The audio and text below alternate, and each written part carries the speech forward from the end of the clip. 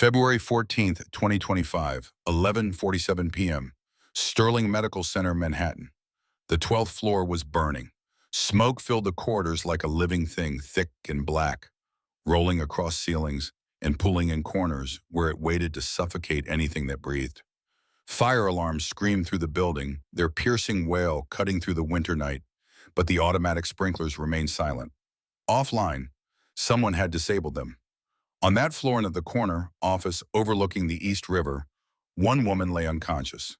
Catherine Sterling, CEO, 32 years old, net worth $850 million. And in that moment, worth nothing at all if no one came. Security had evacuated everyone. Every nurse, every doctor, every patient who could walk or be wheeled to safety. Everyone except her. The executive floor's electronic locks had engaged when the fire started sealing it off from the stairwells, trapping whoever remained inside with the flames. Third-degree burns would cover anyone caught in the next 60 seconds. The temperature was climbing past 1,000 degrees Fahrenheit. In 2 minutes, flashover would occur the moment when everything combustible in the room ignites simultaneously, turning the entire space into a furnace. No survival, no rescue, just ash. That's when he appeared. Darius Cole, night janitor, 36 years old, annual salary $34,000. No protective gear, no backup, just a wet towel wrapped around his face and the Marine training that had kept him alive through 2 tours in Iraq. He found her in her office door locked from the inside. He'd kicked it 3 times before the frame splintered each impact, sending jolts of pain through his recently healed shoulder, the one that still ached when the weather changed. Smoke so thick inside that he couldn't see his own hand when he held it in front of his face. He crawled, keeping low where the air was clearer, following the layout he'd memorized during 8 months of cleaning these floors every Wednesday night. She was behind her desk, collapsed in her chair, head tilted back, breathing shallow. He checked her pulse, weak but present, grabbed her under the arms, and lifted her in a fireman's carry, 200 pounds of dead weight across his shoulders. His ribs protested the old fractures from a Humvee rollover in Fallujah, reminding him they'd never healed quite right. He moved toward the stairwell door, got there, pushed, locked. The emergency override panel showed a red light. System offline. Someone had sabotaged it, had planned this, had wanted everyone trapped up here to burn. He tried the radio clipped to his belt. Dead. His phone showed no signal. The building's steel and concrete structure created a dead zone on the upper floors. Through the smoke, he could see flames spreading along the walls, eating through drywall, and insulation feeding on oxygen that was running out fast. Catherine's breathing grew more labored. Her lips were turning blue. Options ran through his head with the cold calculation his squad leader had drilled into him a decade ago. Stay here, they both die. Try to break through the stairwell door, waste time they don't have. Or the window. 4 stories down to the emergency airbag the fire department would have deployed by now, standard procedure for high-rise fires. He looked out through the smoke-stained glass. The airbag was there, a massive inflated cushion positioned to catch jumpers. But it was offset 15 feet to the left of this window.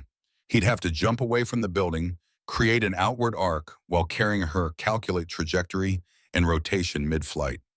Catherine's pulse grew weaker under his fingers. No choice. Darius grabbed the office chair, the expensive ergonomic one that cost more than his monthly rent, and hurled it through the window. Glass exploded outward in a shower of crystalline fragments that caught the streetlights below and fell like deadly rain. Cold February air rushed in, feeding the fire behind them, making it roar with new hunger. He positioned Catherine in his arms, cradling her against his chest, her head tucked under his chin. 3 steps back. His mind calculated wind speed, distance, angle of descent. Marine training had included high-altitude drops, parachute landings, emergency bailouts. This was just another insertion, he told himself. Another mission. He ran 3 strides and jumped. 3 seconds of free fall, wind roaring in his ears, tearing at his clothes. Catherine's hair whipping across his face. The ground rushing up to meet them, concrete and asphalt, and the small rectangle of airbag that was their only chance. Darius rotated in midair, turning his back toward the impact point, his body becoming a shield between her and the ground. If the angle was wrong, if they missed the airbag by even a few feet, his spine would shatter on impact. But hers would be protected. They hit. The airbag absorbed most of the force, collapsing inward as their combined weight compressed it. Most of the force, not all. Darius felt something crack in his chest, ribs, three of them snapping like dry kindling. His left arm, which had caught the edge of a burning doorframe on the way out, screamed with pain from second-degree burns. Smoke inhalation made every breath feel like inhaling broken glass. But Catherine was alive. Her chest rose and fell. Safe. Paramedics swarmed them within seconds, their hands professionally efficient as they separated them, placed oxygen masks, checked vitals. One EMT, a young woman with kind eyes, kept talking to Darius, even as he faded in and out of consciousness. "Stay with me, sir. You're going to be okay." That was the bravest thing I've ever seen. Fire Chief Martinez appeared, his weathered face showing genuine awe. "Son, you just saved her life. That was the craziest, most heroic thing I've witnessed in 30 years on the job." Darius's vision tunneled, darkness creeping in from the edges. His last coherent thought before unconsciousness took him, Aaliyah. Who's going to pick her up from school tomorrow, 3 weeks earlier? Crown Heights, Brooklyn. 5:30 a.m. The alarm clock's shrill beep cut through the pre-dawn darkness of the cramped two-bedroom apartment. Darius's hand shot out, muscle memory from years of military discipline, and silenced it on the first ring. He lay still for 3 seconds, letting his body remember where he was.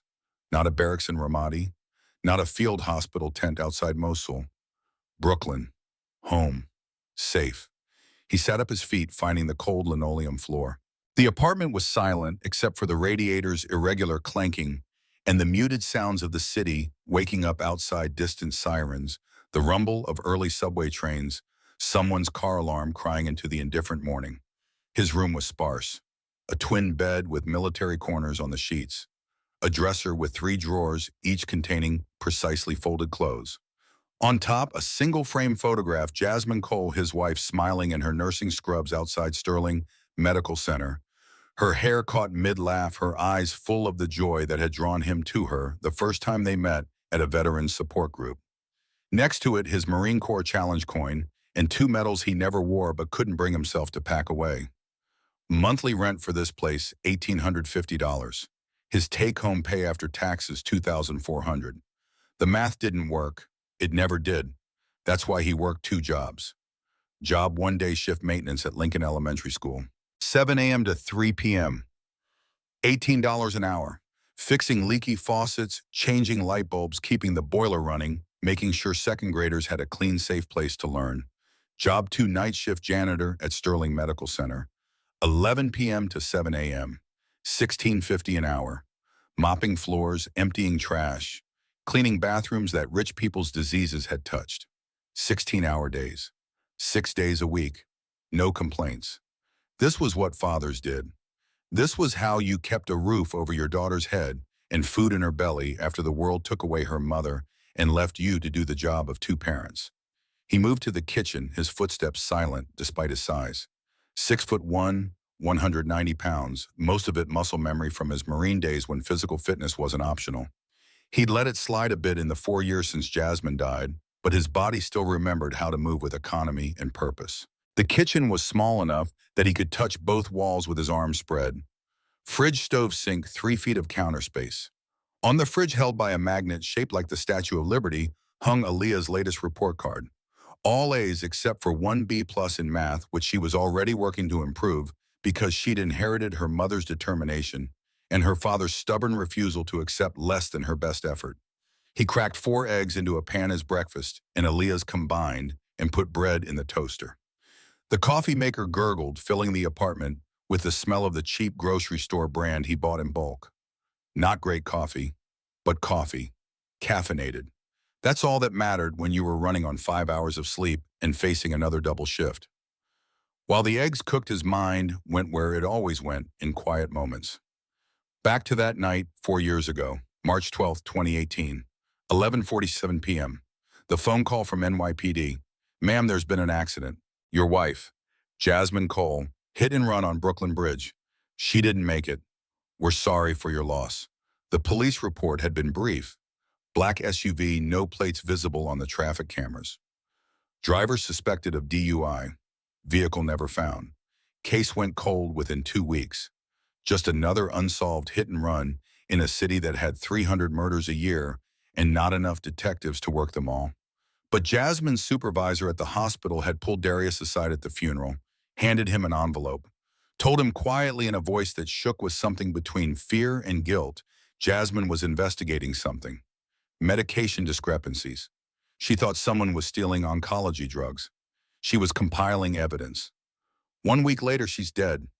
Maybe I'm paranoid. Maybe it's just terrible coincidence. But Darius, if it wasn't an accident, he'd spent 4 years trying to prove it wasn't. 4 years working as a janitor at the same hospital where his wife had been a nurse, moving through the building like a ghost, invisible to the doctors and executives who never really saw the people who cleaned up after them. 4 years collecting evidence, taking photographs of inventory logs, recording conversations, trying to find the pattern that would prove someone had murdered his wife and made it look like an accident. He'd found pieces, discrepancies in drug supplies, fake vendor invoices, money moving through shell companies, but never enough for the NYPD to reopen the case. Never enough to convince anyone that this wasn't just grief making him see conspiracies and coincidences. The eggs finished cooking, he plated them and walked down the narrow hallway to Aaliyah's room, knocked softly twice their morning signal. Baby girl, time to wake up. The door cracked open. Aaliyah Cole appeared 40 years old, all big brown eyes and sleep-mussed hair pulled into two puffs on either side of her head. She wore pajamas covered in stars and moons, a birthday gift from Mrs. Patterson next door. She looked so much like Jasmine in the early morning light that Darius's chest ached. Is it Pancake Day Wednesday? Eggs and Toast Day? Her face fell for just a second before she caught herself and smiled. Can we have Pancake Day twice a week when you get your bonus? The bonus. $300 if he didn't miss a single shift for 6 months. He was on month 5, day 147. No sick days, no emergencies, no excuses. When I get that bonus, we'll have Pancake Week. She giggled and padded to the bathroom. He heard water running, her toothbrush tapping against the sink, the small sounds of his daughter getting ready for school. Sounds that meant the world hadn't ended, that life continued, that they were making it work, even if it was hard. They ate breakfast together at the small table by the window that looked out over the street. Aaliyah talked about school, about her friend Maya, who was having a birthday party next month, about the art project she was working on for the spring show. She didn't mention that she was one of only 3 kids in her class who got free lunch. Didn't mention that her sneakers were getting too small, but she hadn't said anything because she knew money was tight, 8 years old and already learning to make herself smaller to fit the space their life allowed. You got everything for school, she nodded, mouthful of eggs. Homework done, another nod. Did you practice your spelling words?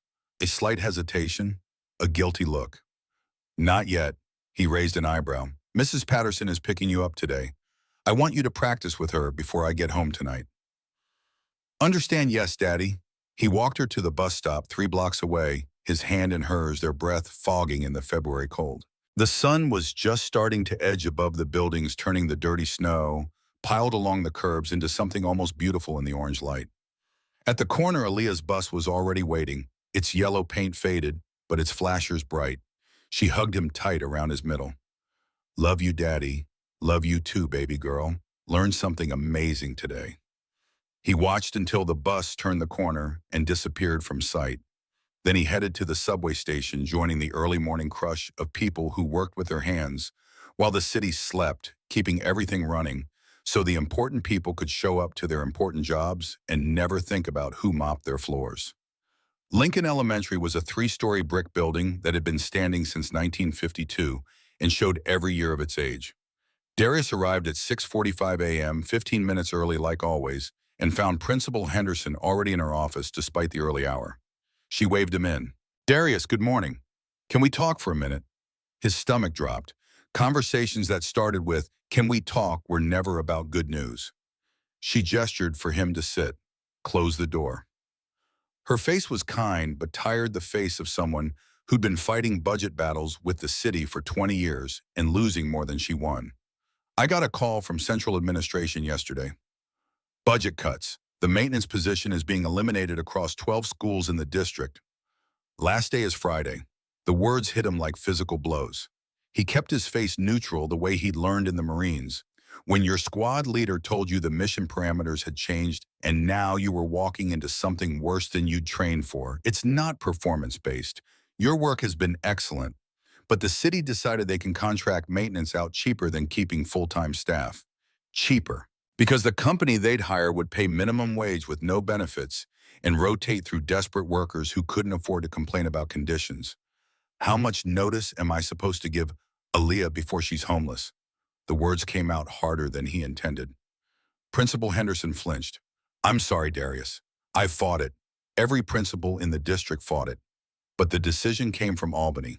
There's nothing I can do. He stood, nodded. Thank you for telling me directly. He worked his shift in a fog, his hands going through the motions, while his mind calculated and recalculated the numbers. Without Lincoln Elementary's pay, he'd have only the night shift at Sterling Medical. $16.50 per hour, 40 hours a week, $660 a week, $2,640 a month. Minus rent, $790 left for food, utilities, subway fare, school, supplies, clothes. Aaliyah was outgrowing medical bills from his last ER visit for the ribs that never quite healed right. The math didn't work. He'd be evicted within 3 months. He could find another day job. But finding one that paid $18 an hour with flexible hours and didn't require references from his last employer, which would be the school system that just fired him, would take weeks, maybe months. And every day he searched was a day without income. At 3:15 p.m., he left Lincoln Elementary for the last time as an employee, walked home through streets that suddenly felt less familiar, less safe, like the city had revoked his permission to be here. He had 4 hours before he needed to head to Sterling Medical for the night shift. 4 hours to figure out how to tell his 8-year-old daughter that the fragile stability they'd built was about to come apart. Mrs. Patterson answered her door before he could knock. She was 74, had lived in the building for 40 years, and had appointed herself Aaliyah's surrogate grandmother after Jasmine died. She had bright eyes and hands that always smelled like the sugar cookies she baked for the neighborhood kids. She took one look at his face and pulled him inside. What happened? He told her. She listened, her expression growing more concerned with each sentence. You'll find something else. You're smart, hardworking, a veteran. Someone will hire you. He wanted to believe her, but the world didn't work that way.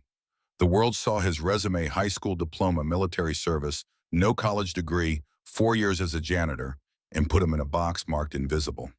The world didn't care that he could diagnose and repair any mechanical system, that he'd been trained as a combat medic, that he'd saved lives under fire, and rebuilt villages and negotiated with tribal elders in 3 different dialects. The world cared about credentials and connections, and he had neither.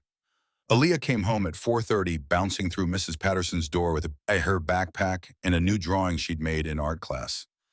This one showed their apartment building, their windows marked with the star-stick figures of her and Darius holding hands in front. She showed it to him with pride. Do you like it?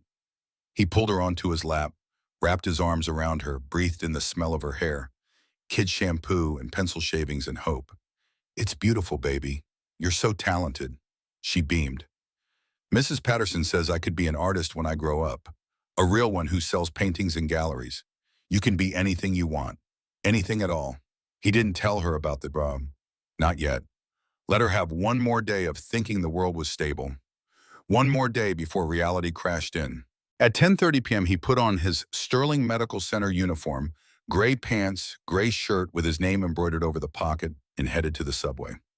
The train was nearly empty at this hour, just night shift workers like him and a few people whose eyes were too bright, who moved with the jittery energy of substances that promised to make the world feel better than it was. Sterling Medical Center rose 30 floors above Midtown Manhattan, all glass and steel and imported marble in the lobby.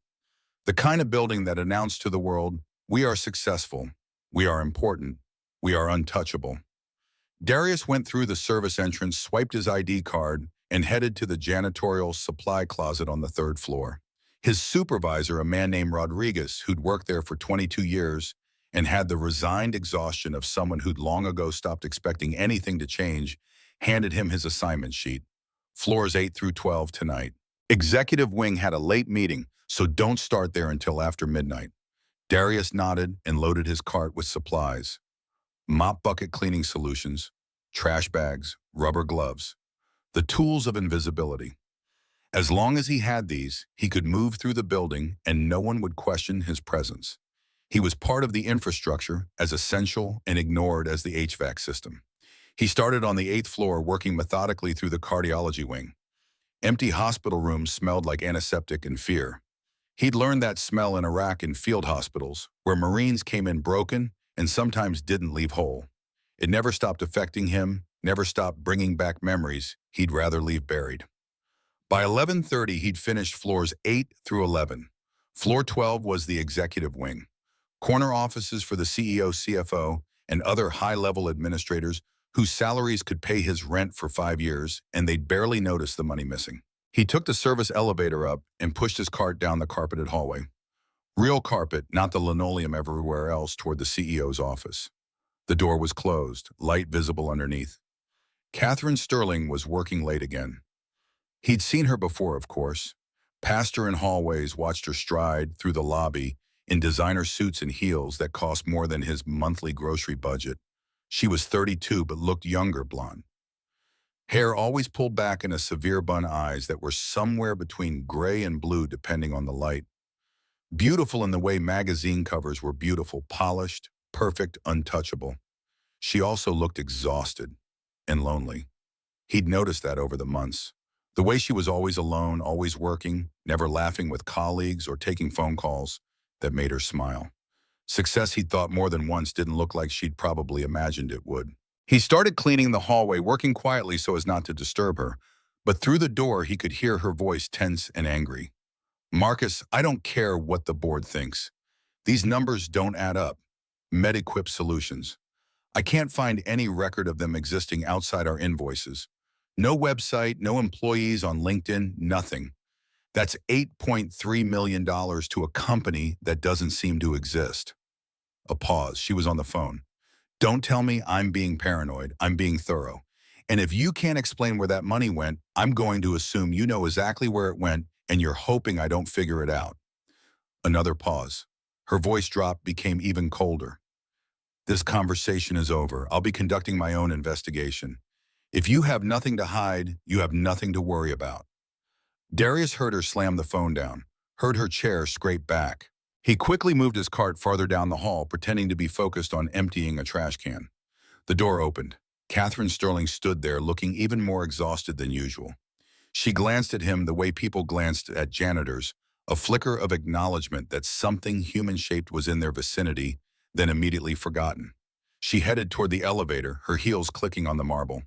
He watched her go, wondering what investigation she'd just started and whether she understood that some questions were dangerous to ask in buildings where people had things to hide. At 11:47 p.m., Darius was cleaning a supply closet on the 12th floor when the fire alarm began to scream. His military training kicked in before conscious thought. Assess, locate, evacuate, assist. He abandoned his cart and moved toward the stairwell. Security guard Torres came sprinting up, face flushed with exertion. "Everyone out. Fire on 12 buildings evacuating." Darius grabbed his arm. "Anyone still up here?" Torres shook his head. "Checked every floor. All clear." But something felt wrong. Darius had been on this floor 30 minutes ago. He'd seen Catherine Sterling leave, heard her get on the elevator. But what if she'd come back? What if she'd gone to her office for something she forgot? "Did you check the executive wing?" "Those doors lock automatically after hours. You'd need a key card to verify they're empty." Torres hesitated. "Security said Ms. Sterling left at 11. Her car's not in the executive garage." But Darius had learned in the Marines that assumptions killed people. Never assume the building is clear. Never assume everyone got out. Never assume someone else verified what you were told to verify. He ran toward Catherine Sterling's office, ignoring Torres's shout behind him. The smoke was already visible, black and thick, pouring under the door from the stairwell. The fire was spreading fast. Too fast. This wasn't an accidental electrical fire. This was accelerant. He reached her office door, tried the handle, locked, pounded on it. Anyone in there? Silence. But through the door he heard something. A cough. Weak. Barely audible over the alarm and the roar of the fire growing louder by the second. She was inside, unconscious or unable to move, and the fire was coming. Darius stepped back, measured the door and kicked. Once. Twice. 3 times. His shoulder screamed in protest, the old injury from Iraq reminding him why he'd been medically retired. But on the fourth kick, the lock gave. The door swung open and smoke poured out in a wave that made his eyes water instantly. He wrapped his shirt around his face, soaked it with water from a nearby fountain, and crawled inside. The smoke was worse than he'd expected. His Marine training covered a lot, but it didn't make him immune to smoke inhalation or heat that felt like opening an oven and sticking your head inside. He found her behind her desk, collapsed in her chair, head tilted back, breathing shallow. No visible injuries, carbon monoxide poisoning most likely, or simple unconsciousness from smoke inhalation. Either way, she had minutes before brain damage. Less if the fire reached this room.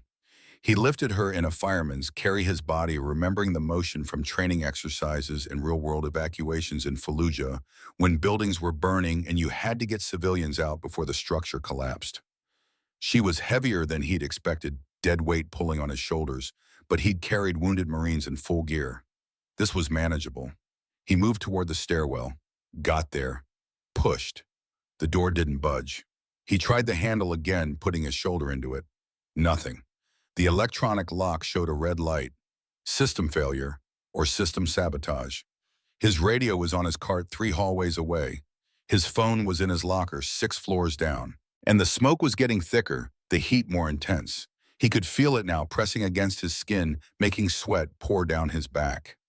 Catherine's breathing was getting worse. Her lips were turning blue from oxygen deprivation. The window. He moved to it, looked down. 4 stories below, the fire department had already deployed emergency response. He could see the airbag, the massive inflatable cushion designed to catch people jumping from burning buildings. But it was offset, positioned to catch jumpers from the front windows. This was a side window, 15 feet over. He'd have to aim, control the fall, hit the target. In Iraq, he'd done halo jumps, high-altitude, low-opening parachute drops where you fell for minutes before pulling the cord. He'd done helicopter insertions, fast roping down, while the bird moved and wind buffeted from all sides. This was just physics. Angle plus velocity plus rotation equals landing point. He grabbed the office chair and threw it through the window. Glass exploded outward in a shower that glittered in the streetlights below. Cold air rushed in, making the fire behind him roar louder as it fed on fresh oxygen. Darius positioned Catherine in his arms, cradling her against his chest, tucking her head under his chin. This way, his body would take the impact. His back would hit first. His spine would compress, maybe break. But hers would be protected. 3 steps back. 2. 1. He ran and jumped. The fall lasted 3 seconds. Long enough for his mind to catalog everything: the wind speed, the rotation of his body, the angle of descent, the rectangle of airbag growing larger. Long enough to think, if I die, who takes care of Aaliyah? They hit the airbag.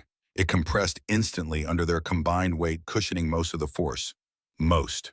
3 of his ribs cracked on impact, the sensation sharp and immediate. His left arm, which had brushed against flames on the way out, burned with pain that made spots dance in his vision. His lungs felt like someone had filled them with broken glass. But Catherine was alive. Her chest rose and fell. She was safe.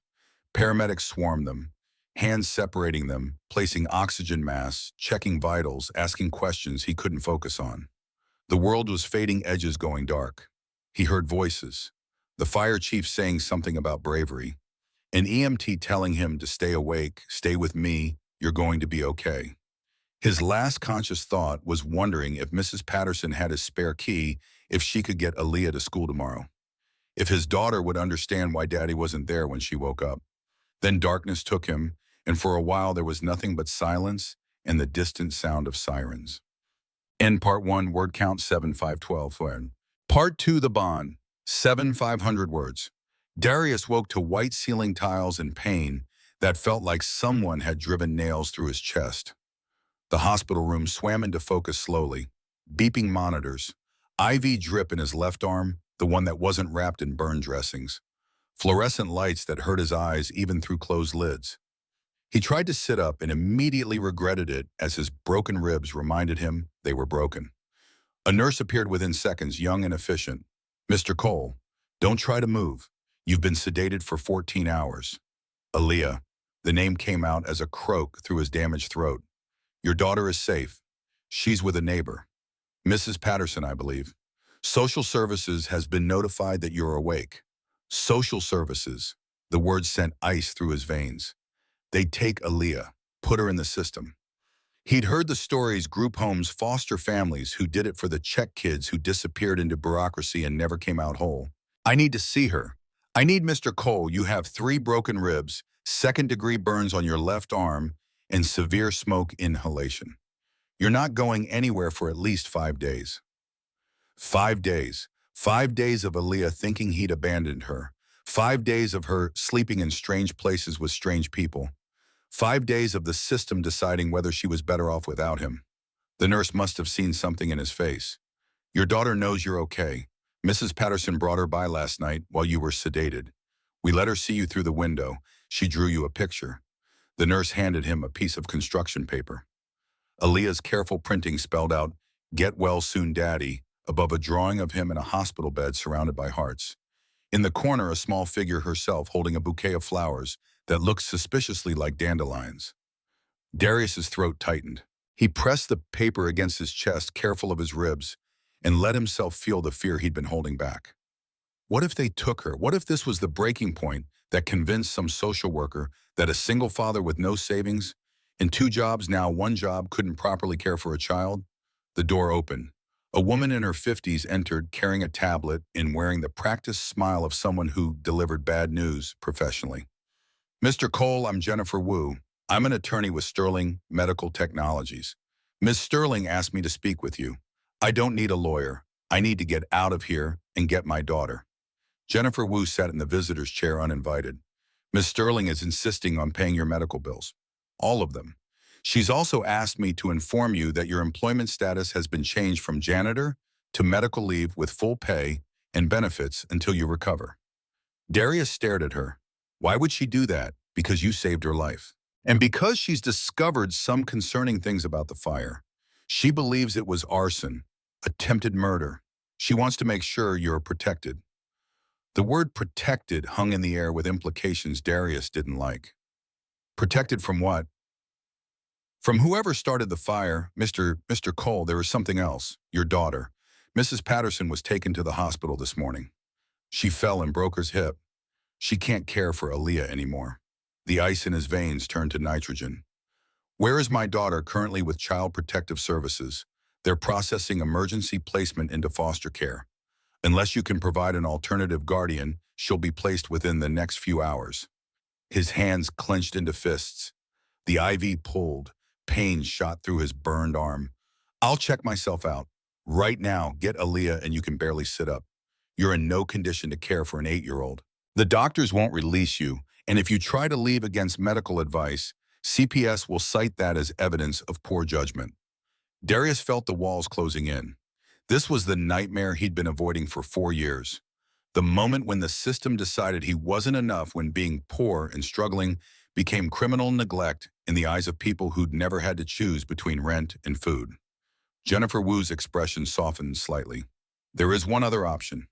Ms. Sterling has offered to take temporary emergency guardianship of Aaliyah until you're released from the hospital and stable.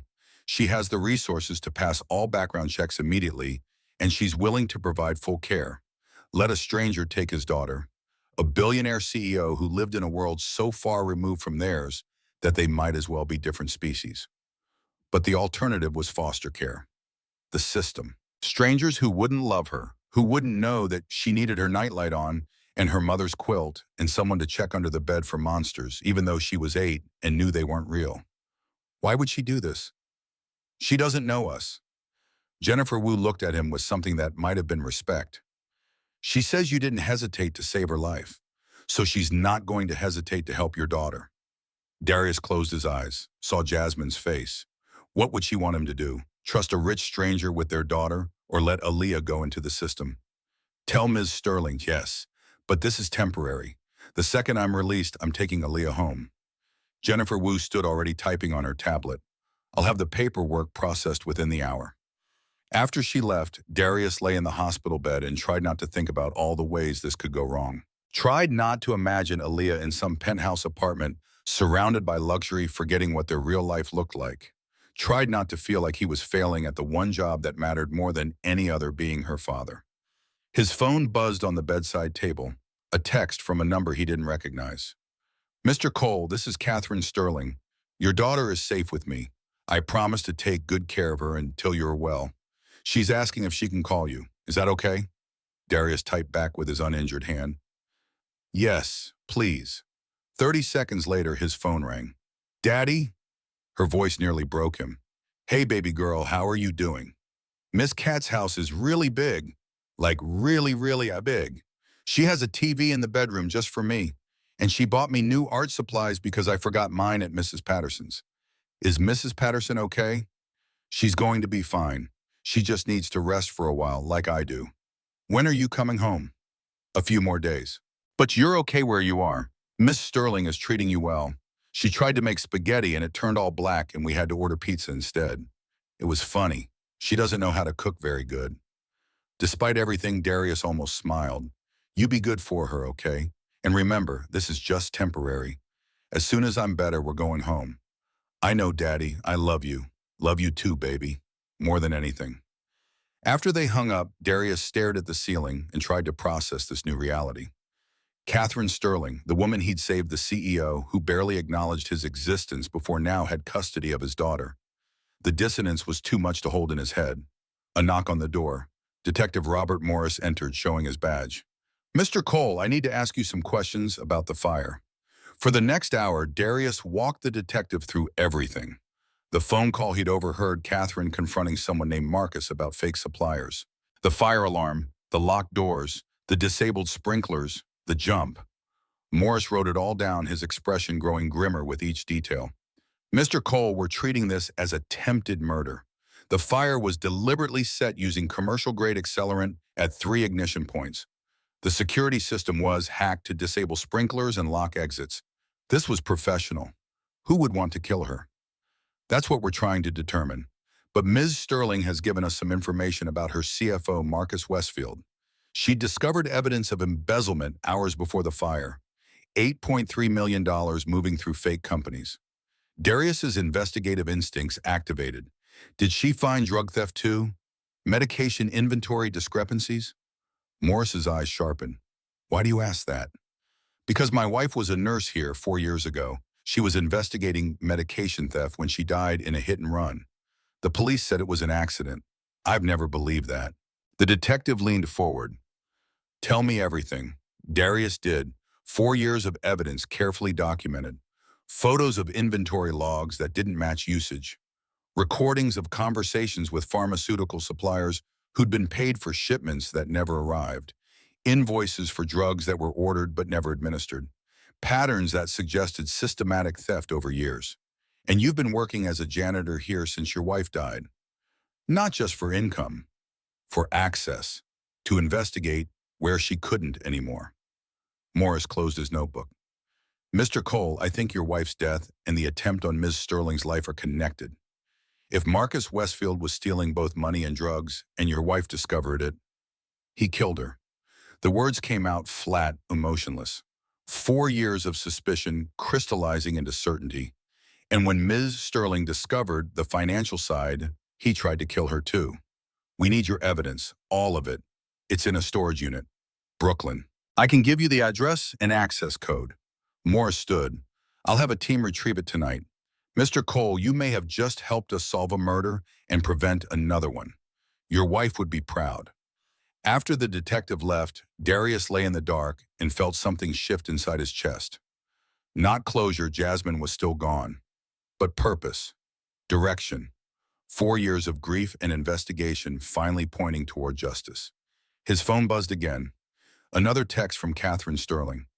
Aaliyah is asleep. She wanted me to send you this. An image loaded, Aaliyah's drawing freshly made. 3 figures holding hands, a man in a hospital bed, a small girl, and a woman in a business suit. Above them, written in crayon, Our Family. Darius stared at the image for a long time. Our family. His daughter had already decided that Catherine Sterling belonged in their lives, had drawn her into the portrait with the same certainty she used when drawing Jasmine's angel watching over them. 8 years old and already understanding something he was still trying to process. Sometimes family wasn't born.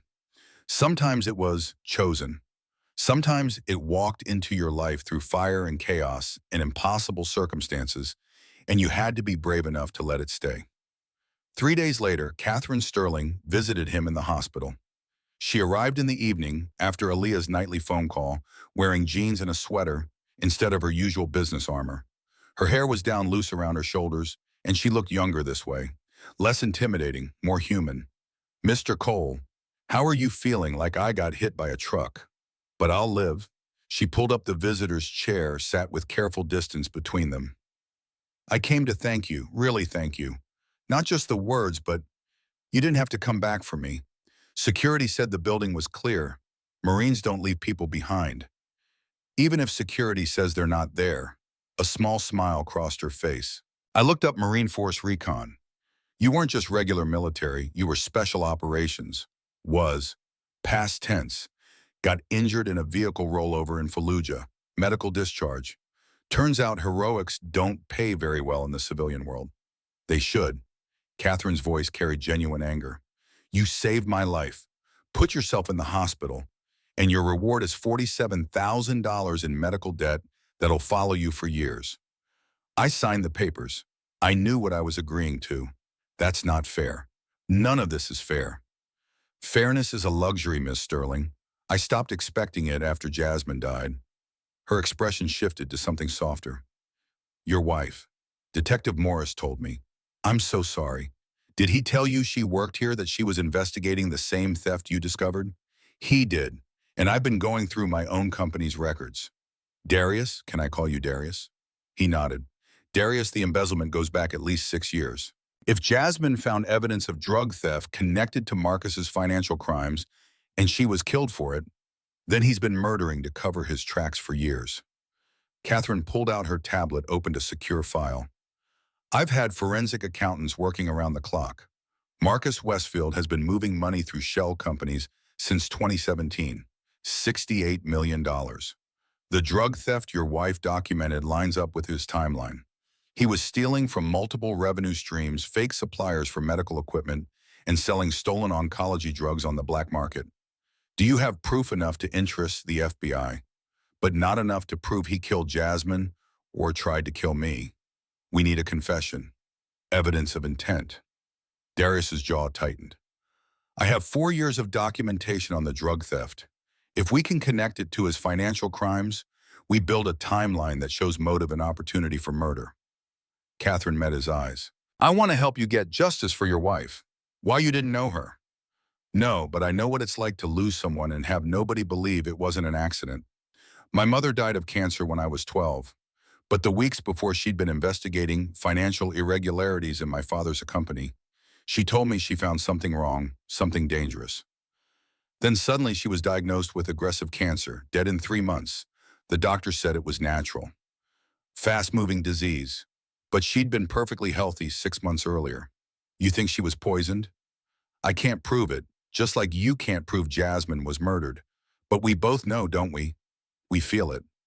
Darius studied this woman who'd gone from stranger to the person caring for his daughter in less than a week. Saw past the CEO armor to someone who understood grief and suspicion and the desperate need for justice. "Your daughter is amazing, by the way." Catherine's voice softened. "She's brilliant and kind and so much braver than she should have to be at 8 years old. She's like her mother. Best of both of us went into that kid. She drew us as a family. Did she send you the picture?" "She did. I don't want to overstep. I know this is temporary. But Darius, she feels safe with me. And I haven't felt needed in a very long time. Everyone wants something from me. Money, access, opportunities. Your daughter just wants someone to help with homework and watch cartoons with her. It's the most real thing I've experienced in years." Before Darius could respond, his phone buzzed. Text from an unknown number. "Cole, heard you're playing hero. How's recovery? Hope those hospital bills aren't too painful. Some people should know their place. Stay out of things that don't concern you." Darius showed Catherine the screen. Her face went pale. "He's threatening you because he thinks you're helping me investigate, which means he's scared, which means we're getting close." Catherine stood paced the small hospital room. "I'm hiring private security for you and Aaliyah. No arguments. If Marcus is willing to burn down a hospital to kill me, He won't hesitate to eliminate anyone else he sees as a threat. I can't afford private security. I can, and I'm not asking permission. Catherine's voice carried the steel that had built an $850 million company. You saved my life. Now let me help save yours. That night after Catherine left, Darius lay awake and thought about the strange turn his life had taken. A week ago, he'd been a janitor, barely scraping by, unknown and invisible. Now he was in a hospital bed, his daughter was living with a billionaire, and he was helping investigate a murder that might finally bring justice for Jasmine. The universe moved in strange ways. Sometimes it took everything from you. And sometimes when you'd given up hope of anything changing, it gave you something back. Not what you'd lost, nothing could replace Jasmine, but something new, something unexpected. 2 days later, Darius was discharged from the hospital with a prescription for pain medication and instructions to avoid strenuous activity for 6 weeks. A town car waited at the hospital entrance, Catherine's doing no doubt. The driver, a professional woman in her 40s, introduced herself as Rosa Martinez, former military police, now working private security. Ms. Sterling asked me to drive you to her residence. Your daughter is very excited to see you.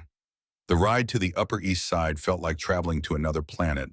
The buildings got taller, the streets cleaner, the people better dressed. By the time they pulled up to Catherine's building, Darius felt distinctly out of place in his discharge clothes and hospital bracelet. The doorman barely blinked at his appearance. Apparently, Catherine had warned them. The elevator rose 47 floors in silence that felt heavier the higher they climbed. When the doors opened directly into the penthouse, Darius stepped into a world he'd only seen in movies. Floor-to-ceiling windows overlooking Manhattan. White marble floors, furniture that looked too expensive to actually use. Everything pristine and perfect and utterly lifeless. Daddy Aaliyah's voice shattered the museum atmosphere. She came running from somewhere deeper in the apartment, launching herself at him. He caught her carefully, mindful of his ribs, and held her like he'd thought he might never hold her again. I missed you so much. Are you all better? Does it still hurt? I'm okay, baby girl. Much better now that I'm with you. Catherine appeared from the kitchen, and Darius did a double take. She was wearing an apron, designer probably, but still an apron, and had flour on her nose. The CEO who commanded boardrooms was apparently attempting to bake. I'm making cookies. Aaliyah said you always make chocolate chip cookies on Fridays, so I thought. She trailed off suddenly, looking uncertain. I don't actually know how to bake. I found a recipe online, but it's not going well. Aaliyah giggled. The first batch looked like hockey pucks. Despite everything, the pain, the fear, the strangeness of this situation, Darius smiled. Maybe I can help, if you have the ingredients. What followed was the most surreal afternoon of Darius's life. Standing in a kitchen that cost more than he'd earned in 5 years, teaching a billionaire CEO how to properly measure flour and fold in chocolate chips, while his daughter supervised with the authority of an 8-year-old who knew her father was the best baker in Brooklyn. The cookies turned out decent, not perfect, but edible. They ate them warm at the kitchen island, the three of them sitting on bar stools that probably cost more than his monthly rent, and for a moment it almost felt normal. Almost felt like family. After Aaliyah went to bed in a guest room larger than their entire apartment, Catherine and Darius talked. Really talked. About Jasmine, about Catherine's mother, about the investigation, about Marcus Westfield's increasingly desperate attempts to cover his tracks. Detective Morris called today. Catherine refilled his coffee, good coffee, the kind that came from beans that cost more per pound than Darius usually spent on groceries for a week. They've traced Marcus's financial crimes back 7 years. $68 million in embezzlement money laundering through offshore accounts. But they still don't have direct evidence linking him to Jasmine's death or the fire, because he hired it out. He's smart enough not to do his own dirty work. Exactly. We need to make him think he's safe, that we've backed off. Then we set a trap. Darius looked at her. You've been thinking about this. I've been thinking about nothing else. Catherine met his eyes. He tried to kill me. He killed your wife, and he's going to keep killing until someone stops him. So we're going to stop him. Unless you don't want my help, I want your help. I just don't understand why you're giving it. You don't owe me anything. Catherine was quiet for a long moment. My whole life, people have wanted me for what I have. My money, my company, my connections. You jumped through a window to save me before you even knew my name. Your daughter drew me into your family without asking what I could do for her. For the first time in years, I feel like I matter as a person, not just as a bank account. You do matter. Then let me be part of this. Let me help you get justice. And let me, Catherine hesitated, then continued, let me be part of Aaliyah's life. Even after you're recovered, even after you don't need me anymore. She's attached to me, and I'm attached to her. Darius studied this woman who'd gone from stranger to ally to something more complicated in less than 2 weeks. Saw the loneliness in her eyes, the hunger for connection, the way she'd already started treating Aaliyah like her own. Okay, but we do this as partners, not as employer and employee, not as rich person helping poor person, as equals working toward the same goal. Catherine extended her hand. Partners. They shook on it, and Darius felt something shift between them. Not romance, not yet, maybe not ever, but connection, trust, the beginning of something that went deeper than circumstance. Over the next week, they built their case.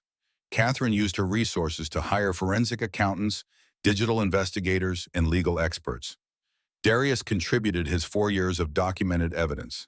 Together, they constructed a timeline that proved Marcus Westfield had been systematically stealing from Sterling Medical since 2017, had murdered Jasmine Cole when she discovered the drug theft, and had attempted to murder Catherine when she discovered the embezzlement. But proof wasn't enough. They needed a confession, evidence that would hold up in court that couldn't be dismissed by expensive lawyers or technicalities. That's when Detective Morris brought them an opportunity.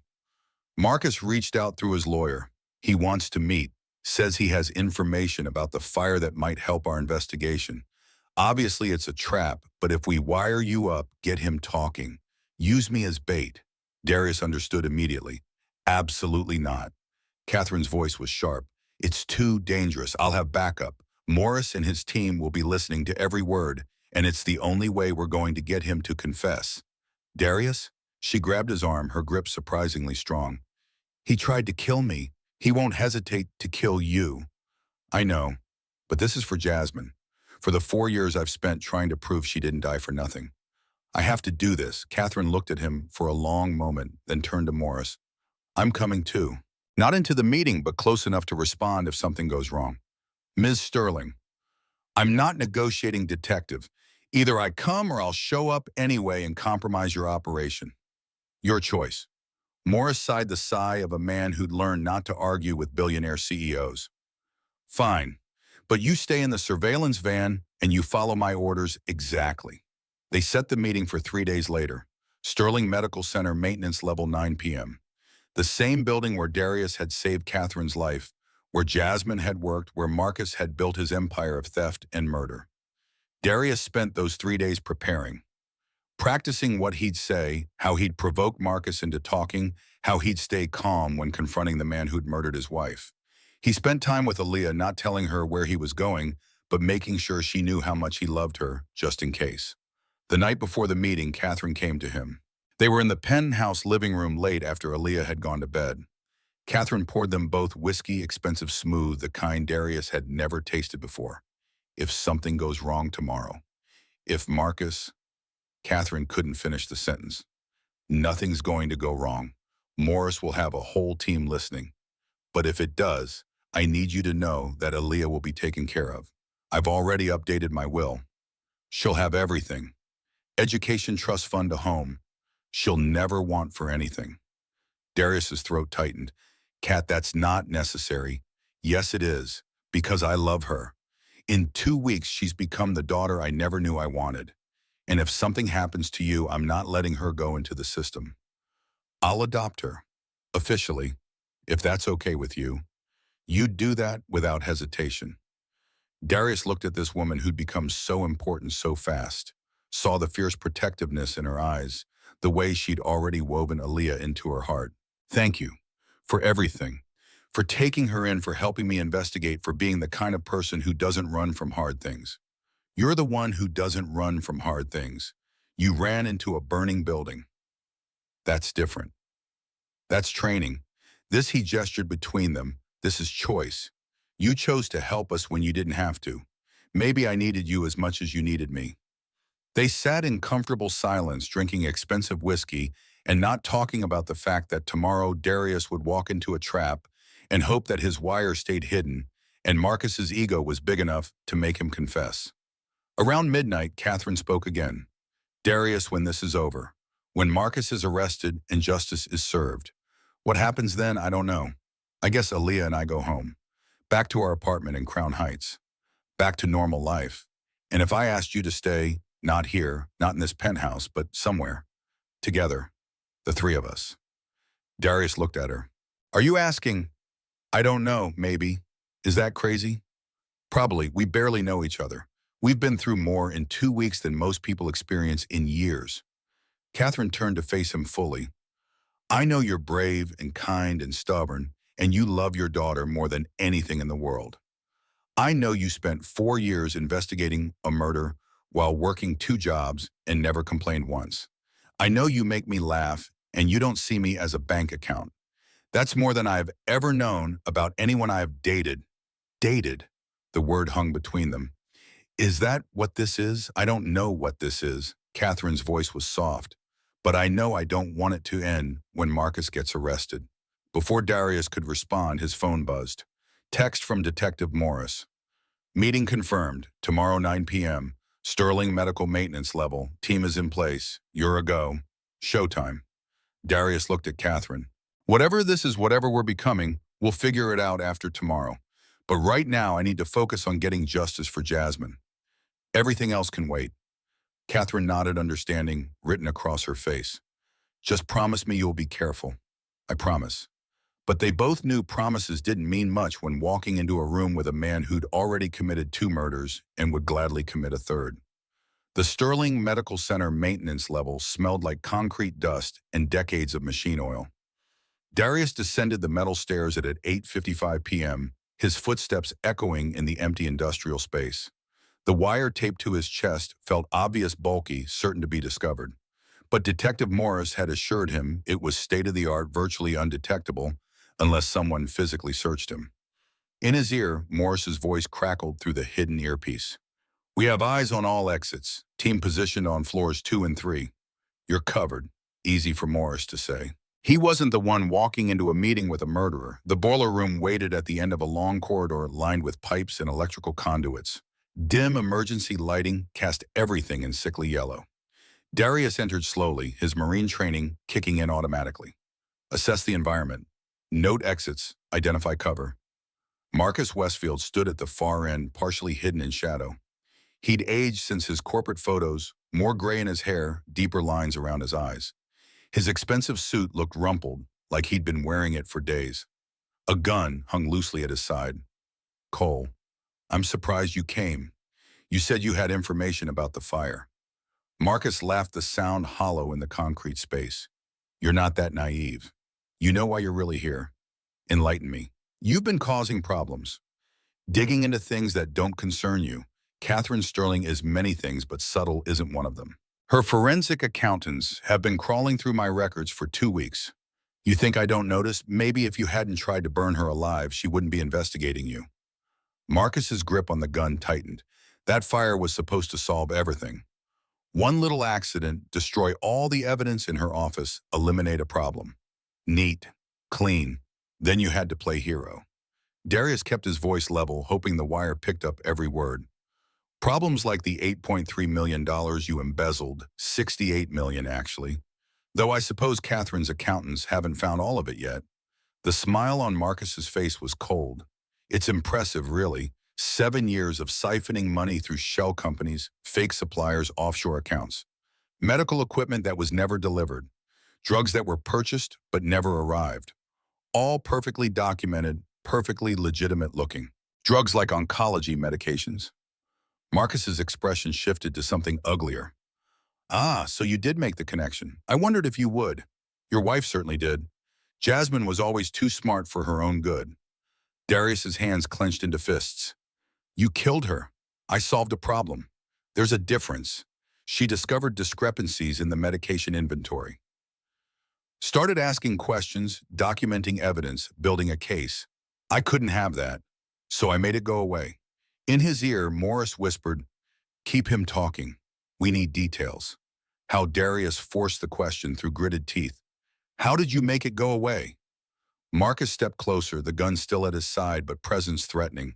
$50,000 to a man with a black SUV and no conscience. Told him to make it look like a drunk driving accident. Brooklyn Bridge at midnight. One impact, then flee. Very clean.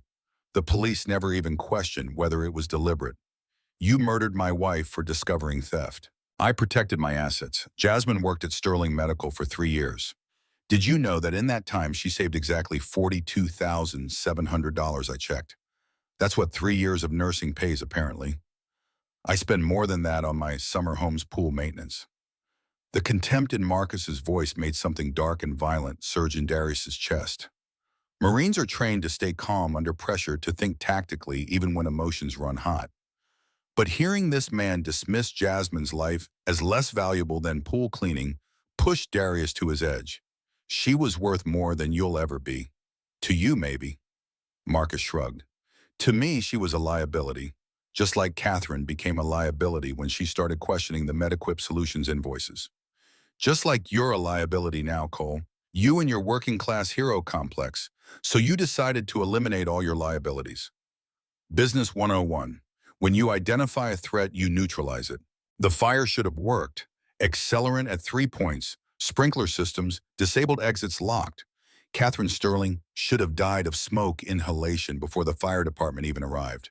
But she didn't. No, because of you. Marcus's voice turned bitter. The night janitor with delusions of heroism. Do you have any idea how much trouble you've caused me? The investigation, the scrutiny, the FBI involvement, all because you couldn't let a rich woman burn. In his ear. Perfect. We have everything. Team moving in now. Darius needed to keep Marcus talking just a little longer. And the text you sent me, threatening me to back off, a courtesy warning, which you obviously ignored. Marcus raised the gun, pointing it directly at Darius's chest. That's unfortunate. I really didn't want to kill anyone else. It's messy, raises questions. But you've left me no choice. You have plenty of choices. You could turn yourself in, cooperate with authorities, show remorse. Remorse is for people who've done something wrong. I simply optimized Sterling Medical's financial structure in a way that benefited me more than the company. That's not wrong. That's capitalism. And Jasmine, Catherine, were they just capitalism too? Collateral damage in a larger strategy. Before Marcus could pull the trigger, the lights blazed on. Detective Morris burst through the door, weapon drawn, 3 officers behind him. NYPD, drop your weapon. Marcus spun, surprise breaking his composite facade. He fired wildly toward the door. The bullet ricocheted off a pipe with a sharp ping. Return fire erupted, controlled professional. One shot caught Marcus in the shoulder. He stumbled backward, the gun clattering to the concrete floor. On the ground, hands, where I can see them, officers swarmed. Marcus cuffed him, read him his rights. The entire confrontation lasted maybe 15 seconds. Darius stood frozen, adrenaline still singing through his veins, unable to quite process that it was over. Catherine appeared in the doorway, ignoring Morris's protests. She ran to Darius, her hands checking him for injuries, even though he was clearly fine. Did he hurt you? Are you okay? I'm fine. We got him. We got everything. The recording device had captured every word. Marcus's confession to embezzlement, to hiring someone to kill Jasmine, to setting the fire. Combined with the forensic evidence in the documentary trail, it was ironclad. As paramedics treated Marcus's gunshot wound and police secured the scene, Detective Morris approached Darius with something that might have been respect. That was either the bravest or stupidest thing I've seen in 20 years of police work. Little bit of both, probably. Morris almost smiled. Either way, you just closed 2 murder investigations and a major financial fraud case. Your wife's name will be cleared. Justice, finally. Darius nodded, emotion too thick in his throat for words. 4 years. 4 years of grief and investigation and desperate hope that someday, somehow, someone would believe him. And now Marcus Westfield was in handcuffs, confessing to murder, about to spend the rest of his life in prison. They left Sterling Medical Center as dawn began to break over Manhattan, painting the sky in shades of orange and gold. Catherine had her arm around Darius's waist, supporting him, even though his injuries had healed enough that he didn't need support. Maybe she needed to touch him to confirm he was alive and whole, and not another person Marcus Westfield had taken from her. In the car, Catherine finally broke the silence. It's really over. The investigation, yes, but there's still the trial, sentencing, making sure he doesn't find some technicality to escape. He won't. We have his confession on tape. We have 7 years of financial evidence.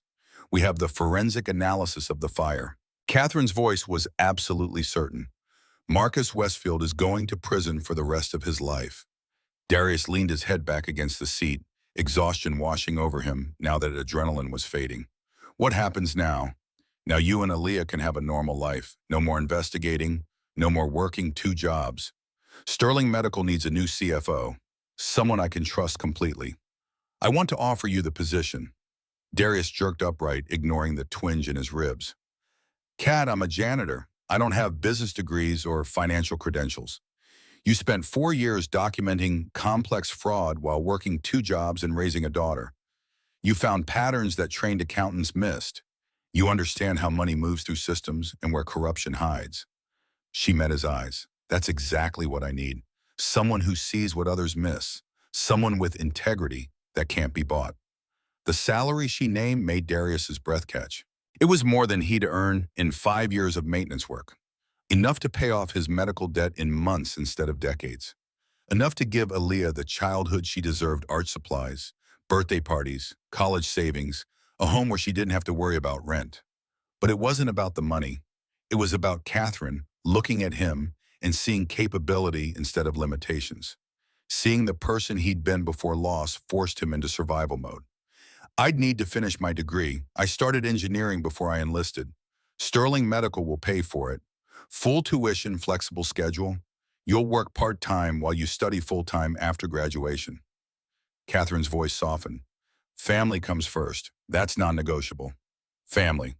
The words settled between them with weight and possibility. Okay, partners in business too then. Partners. Catherine extended her hand with mock formality. They shook both, smiling, the gesture more symbolic than necessary given everything they had already been through together. When they arrived back at the penthouse, Aaliyah was awake. Rosa had apparently told her that her father was coming home soon. She launched herself at Darius the moment he walked through the door. Did you catch the bad man? Miss Cat said you were helping the police catch the bad man who hurt you. We caught him, baby girl. He's never going to hurt anyone again. Good. Aaliyah's voice was fierce with 8-year-old certainty. Bad people should go to jail forever. Darius held his daughter and let himself feel the full weight of what they'd accomplished. Justice for Jasmine, safety for Catherine, a future for Aaliyah that didn't involve poverty and fear, and the constant struggle to keep their heads above water. Over Aaliyah's head, his eyes met Catherine's. She was watching them with an expression he couldn't quite read, something tender and painful and full of longing. Later, after Aaliyah went to bed, Catherine and Darius sat together on the penthouse balcony. The city spread out below them, millions of lights, representing millions of lives, each one full of struggles and hopes and complications. I've been thinking, Catherine's voice was careful, measured, about what I said before, about staying together after this was over. Darius waited, letting her find her words. I know it's complicated. You're going to be my employee, which creates weird power dynamics. And we barely know each other outside of crisis situations. Maybe when life goes back to normal, we'll realize we don't actually fit. Maybe. Or maybe we'll realize that people who jump through windows for each other are worth figuring it out. Catherine smiled, the real smile that made her look younger and infinitely more approachable. I want to try, not rushing into anything. Not making Aaliyah think she's getting a new mother when we don't know if this will work. Just dating. Seeing where it goes. I'd like that. Though I should warn you, my idea of a date is pizza and a movie at home. Not exactly Manhattan's social scene. That sounds perfect. I've had enough of the Manhattan social scene to last a lifetime. They sat in comfortable silence, watching the city and not talking about how strange this all was. A billionaire CEO and a former janitor. A woman who'd spent her life building walls and a man who'd spent years grieving. Brought together by fire and murder, and a little girl who'd decided they were family before either adult was ready to admit it. The next few months unfolded with surprising normalcy. Marcus Westfield was indicted on multiple counts, 2 counts of first-degree murder, Jasmine Cole an attempted murder of Catherine Sterling, embezzlement, money laundering, arson, and conspiracy. His bail was denied, flight risk and danger to community. The evidence was overwhelming. Darius started his new position as CFO in training, working part-time while completing his business degree online. The salary, even part-time, was more than he'd ever imagined earning. He paid off his medical debt in full, set up a college fund for Aaliyah, and moved out of their Crown Heights apartment. But not into Catherine's penthouse. That felt too fast, too unearned. Instead, they found a middle ground, a brownstone in Park Slope, with 3 bedrooms and a garden. Close enough to Catherine's world that Aaliyah could easily visit, far enough that Darius maintained independence. Catherine kept her penthouse but spent most nights at the brownstone. Slowly, carefully, they built something real. First date at a neighborhood Italian restaurant where the pasta was good and the prices reasonable. Second date was movie night with Aaliyah, all 3 of them on the couch watching animated films and sharing popcorn. By the 3rd month, Catherine had a drawer in Darius's bedroom. By the 4th month, she was calling the brownstone home more often than her penthouse. By the 6th month, Aaliyah had stopped saying Miss Cat and started saying just Cat, with the casual affection of someone who belonged. Marcus Westfield's trial began in August, 5 months after his arrest. It lasted 3 weeks.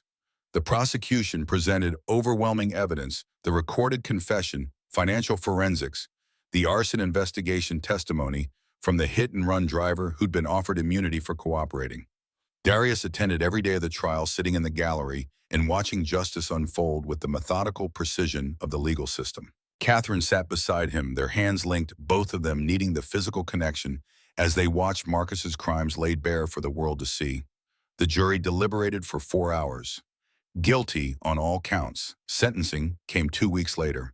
The judge, a stern woman in her 60s, looked at Marcus Westfield with undisguised contempt. "Mr. Westfield, you murdered an innocent woman to cover your financial crimes. You attempted to murder another. You showed no remorse, no empathy, no recognition of the harm you caused. The court sentences you to life imprisonment without possibility of parole on the murder charges, to run consecutively with 35 years on the embezzlement and arson charges." Marcus showed no emotion as he was led away, but Darius saw it in his eyes the moment when he realized he'd lost everything. Money, freedom, future. All gone because he'd been too arrogant to believe anyone would catch him. Outside the courthouse, Catherine and Darius stood together in the September sunshine. Media had lost interest after the first week, one more corporate fraud case among many. They had a moment of privacy before heading back to their lives. "It's done." Catherine's voice was soft. "Really done. Justice for Jasmine. Finally, she'd be proud of you. 4 years of never giving up. 4 years of believing when no one else did. I had help." Darius squeezed her hand. Couldn't have done this without you. Partners. Always." 1 year after the fire, on the anniversary of the night Darius jumped through a window, carrying an unconscious CEO, they gathered in the brownstone's garden for a small ceremony. Not a wedding, neither of them was quite ready for that yet, but something meaningful. A commitment ceremony witnessed by Detective Morris Rosa Martinez, Mrs. Patterson, fully recovered from her hip fracture, and a few of Aaliyah's friends from school. The officiant, a friend of Catherine's who'd become ordained for the occasion, asked if they had words to share. Darius went first. His voice was steady despite the emotion threatening to crack it. "Kat, a year ago I didn't know your name. I was just the janitor you didn't see. But you saw Aaliyah when she needed someone. You saw justice when others wanted to let it go. You saw me, really saw me, in a way no one had since Jasmine died. I can't promise perfect. I can't promise easy. But I can promise that I'll keep choosing you. Every day. For as long as you'll have me." Catherine's turn. She'd written something down, but at the last moment she folded the paper and spoke from her heart instead. "Darius, you saved my life before you knew if I was worth saving. You taught me that family isn't about blood or money or convenience. It's about showing up, about choosing each other when everything's hard, about building something real in a world that's often fake. I choose you. I choose Aaliyah. I choose this life we're building together. Today and always." They exchanged rings, simple silver bands, nothing elaborate. The small gathering applauded. Aaliyah threw rose petals with the enthusiasm of a 9-year-old who'd been given permission to make a mess. Later, after cake and champagne and Aaliyah falling asleep exhausted from excitement, Darius and Catherine stood in the garden under string lights. Think we'll make it, Catherine's voice held genuine uncertainty. Different worlds, complicated pasts, instant family. Not exactly a fairy tale setup. We've survived worse than happily ever after. Darius pulled her closer. We survived fire and murder attempts. I think we can handle marriage. Is that a proposal? Maybe. Would you say yes? Catherine looked up at him, eyes bright with tears and laughter. Ask me in a year, after we've had time to be boring together. After we've fought over whose turn it is to do dishes and whose fault it is that we're late for dinner. After we've been real people instead of people in crisis. Deal. 1 year of boring domesticity, then I'm asking. They kissed as the city lights flickered around them, the garden suddenly feeling like the center of the universe, instead of just one small space in a metropolis of millions. 5 years later, everything had changed and nothing had changed. Aaliyah was 13, talented enough to earn a scholarship to a prestigious arts program. Her drawings, more sophisticated now, but still carrying that same emotional honesty, covered the walls of the brownstone. She'd been accepted to the summer program at Rhode Island School of Design. Her college fund, started with Darius's first CFO paycheck, had grown to comfortably cover 4 years at any institution she chose. She still drew family portraits, but now they included 4 figures instead of 3. Darius, Catherine herself, and a toddler named Emma Jasmine Cole Sterling, born 2 years after the commitment ceremony. The wedding had been small, just family and close friends. Darius wore a suit that actually fit. Catherine wore a dress that wasn't white, a deep sapphire that matched her eyes. Aaliyah was maid of honor. Detective Morris walked Catherine down the aisle since her father Richard had passed away peacefully the year before, having finally made his peace with his daughter in his final months. Darius had become Sterling Medical's official CFO after finishing his MBA. Under his leadership, the company had implemented transparency measures and ethics protocols that made headlines. He'd also started a nonprofit, the Jasmine Cole Foundation, that provided scholarships for nursing students and supported families of healthcare workers. Catherine had stepped back slightly from the CEO role, promoting a longtime executive to president so she could spend more time with family. She still worked, still drove strategy, but she left the office at reasonable hours and didn't check email during dinner. The brownstone in Park Slope had been expanded, adding a nursery, converting the attic into a studio for Aaliyah. They'd kept Catherine's penthouse for business meetings, an occasional escape when they needed a night away from family life. They were in every way that mattered a perfectly normal family. On this particular Saturday in May, they drove to Queens, to a cemetery where a simple headstone marked Jasmine Cole's grave. They came here every year on her birthday, the 4 of them, to remember and to share. Aaliyah placed fresh flowers, irises, Jasmine's favorite. Darius knelt beside the stone, his hand resting on the sun-warmed marble. Hey, Jazz, brought the family to visit.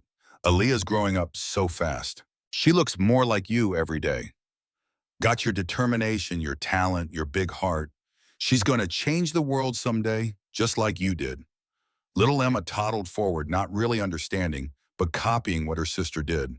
She placed a dandelion she'd picked near the flowers, then looked up at Darius with brown eyes that were all his. Mama's garden. That's what they'd taught Emma to call this place. Not scary, not sad, just another part of their family story. Catherine hung back slightly, giving Darius space for this moment. But he reached back, taking her hand, pulling her forward. And Kat's here too. Remember I told you about her, how she helped me find the person who hurt you, how she kept Aaliyah safe when I couldn't. She's family now, Jazz. I hope that's okay. The wind rustled through the trees. A bird sang somewhere in the distance. The world kept turning, indifferent to grief and joy in equal measure. But standing there together, Darius, Catherine, Aaliyah, and little Emma felt like completion. Like a circle that had been broken was finally whole again. Not the same as it had been. Nothing could bring Jasmine back. But whole in a different way. Whole enough. I think Mom would like that. Aaliyah's voice was soft but certain. She'd want Dad to be happy. She'd want me to have someone who loves me. She'd think Kat is perfect. You think so, I know so. I remember Mom. Not everything but enough. She used to say that love isn't a pie. You don't run out when you give some away. There's always more. Always enough. 13 years old and already understanding what took adults decades to learn. They stayed for another half hour talking to Jasmine about their lives, about the victories and struggles, about how Marcus Westfield died in prison 3 years into his sentence, massive heart attack, no foul play suspected, and how that felt like closure even though nothing could truly close that chapter. Finally, as the afternoon sun began to tilt toward evening, they gathered their things and prepared to leave. But before they did, Aaliyah pulled something from her bag, a new drawing carefully rolled. She unrolled it and placed it against the headstone, weighted down with a stone so the wind wouldn't take it. The drawing showed two groups of people holding hands. On the left, Jasmine, her wings visible, her smile bright. On the right, Darius, Catherine, Aaliyah, and baby Emma. Between them, a bridge made of light. Above, written in Aaliyah's teenage handwriting, two families, one love, forever connected. Darius's throat tightened. Baby, that's beautiful. It's true though, right? We didn't replace mom. We just added Cat. Two families that became one big family. That's how it works. That's exactly how it works. Catherine's voice was thick with emotion. They walked back to the car, Darius carrying Emma, Catherine holding Aaliyah's hand. A family forged in fire and grief and the stubborn refusal to let tragedy win. That evening, they had dinner in the Brownstones' garden. Nothing fancy, grilled burgers, corn on the cob, watermelon. The kind of food that tasted better because you ate it outside with people you loved.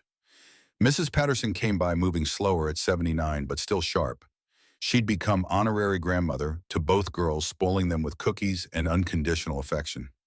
Detective Morris stopped by too, retired now but still part of their extended family. He'd been at their wedding, was godfather to Emma, sent Aaliyah birthday cards every year that always included too much money and bad jokes. As the sun set and the string lights came on, turning the garden into something magical, Darius looked around at this life he'd somehow built from the ashes of the old one. Looked at Catherine teaching Emma to dance while music played from someone's phone. Looked at Aaliyah showing Mrs. Patterson her latest portfolio, already building toward art school applications. Looked at Morris arguing good-naturedly with Rosa about whether the Yankees or the Mets were having a worse season. 5 years ago, he'd been a janitor working two jobs, barely keeping his head above water, consumed by grief and anger and the desperate need for justice. Now he was a CFO, a husband, a father of two surrounded by family, both given and chosen. Jasmine was gone, would always be gone, but her legacy lived on in Aaliyah's fierce love and the foundation that bore her name, in the way Darius had learned to let people help him instead of drowning alone. Catherine appeared beside him, slipping her hand into his. You're thinking too much. I can see it on your face, just thinking how strange life is, how it takes everything away and then gives you something completely different from what you lost. Not better or worse, just different. Do you miss it, the before every day? But I love this too. Both things can be true. Catherine leaned against his shoulder. Jasmine would approve, you know, of us, of this life. I think she's the one who set it all up. Got me hired at Sterling Medical, made sure I was on shift the night of the fire, sent you into my life. Darius smiled at the thought. Marines believe in guardian angels. Maybe that's what she is now. Then she's doing an excellent job. Emma toddled over, demanding to be picked up by her father. Aaliyah followed, showing him a new sketch on her tablet. Mrs. Patterson wanted to know if anyone wanted dessert. Morris was arguing with Rosa again, the garden filled with voices and laughter and the ordinary chaos of family life. And somewhere maybe Jasmine smiled, because this was what she'd wanted all along.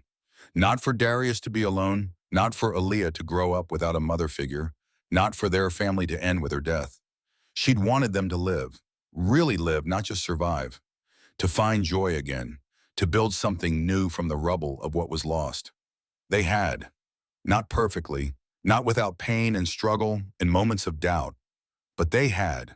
And in the end, that was enough, more than enough. It was everything. The fire that had nearly destroyed them had instead forged something stronger than steel. A family built not on biology or convenience, but on choice, on showing up, on loving fiercely even when loving was hard, on refusing to let tragedy have the last word. As the evening deepened and the city lights began to glow beyond the garden walls, Darius held his daughter, both his daughters and his wife, and felt Jasmine's presence like a blessing instead of a ghost. The Iron Guardian had protected what mattered most, not by being invincible, but by being vulnerable enough to accept help, by being brave enough to love again. by understanding that sometimes the most heroic thing you can do is let yourself be saved. And they lived, not happily ever after, because life was never that simple, but happily enough, which was all anyone could really ask for. The end was really just another beginning. And this one finally felt like home, 10 years after the fire. The Jasmine Cole Foundation Gala drew over 500 attendees to the Metropolitan Museum of Art. Healthcare workers, nursing students, philanthropists, Sterling medical staff. They came to celebrate a decade of scholarships, awarded families, supported lives changed. Aaliyah Cole Sterling, now 23 and fresh from completing her MFA, unveiled her latest work, a massive mixed media installation titled Guardian Angels. It showed a figure falling through flames carrying another figure, both surrounded by wings made from pages of medical textbooks and nursing manuals. The piece sold immediately for $250,000, all proceeds going to the foundation. Darius, now 46 and CEO of Sterling Medical, Catherine had retired to focus on philanthropy, gave the keynote speech. 10 years ago, I was a janitor working 2 jobs trying to keep my daughter fed and find justice for my murdered wife. Tonight, I stand here as proof that help comes in unexpected forms, that families are built, not just born, that heroism isn't jumping through windows, it's letting people catch you when you fall. The foundation has awarded 612 scholarships in my wife's name. Those nurses have saved countless lives, just like Jasmine saved lives every day she worked. Her legacy grows with each person they help, with each family they comfort, with each moment they choose compassion over convenience. That's what she taught me, what she taught all of us. You don't have to be perfect to make a difference. You just have to show up. Catherine, still beautiful at 42, watched her husband with pride. Emma, aged 9 and already showing Aaliyah's artistic talent, held her mother's hand. The evening ended with a video presentation, nurses talking about how Jasmine Cole scholarships changed their lives, families thanking the foundation for support during crises, Sterling medical employees explaining the new ethics protocols that prevented another Marcus Westfield. And at the end, a single photo, Jasmine in her nursing scrubs, smiling at the camera, backlit by sunlight. Beneath it, her words from a journal found after her death: "I don't want to be remembered for how I died. I want to be remembered for how I lived. With courage, with compassion, with love that multiplied instead of divided." That's the only legacy that matters. The room rose in standing ovation, not for the event itself, but for the woman whose memory had built something larger than any single life. Outside, the New York night glittered with possibility. Inside, Darius held Catherine's hand and watched their daughters, one biological one, not both equally loved, and understood finally what Jasmine had tried to teach him all those years ago. Love doesn't end when someone dies. It transforms. It grows. It finds new ways to express itself. And sometimes, when you're very lucky, it gives you a second chance at happiness you never thought you'd find again. That was the real miracle. Not survival, not justice, not even the foundation or the money or the public recognition. The miracle was that after everything, the fire, the murder, the grief, they'd all learned to love again. And they did, every single day.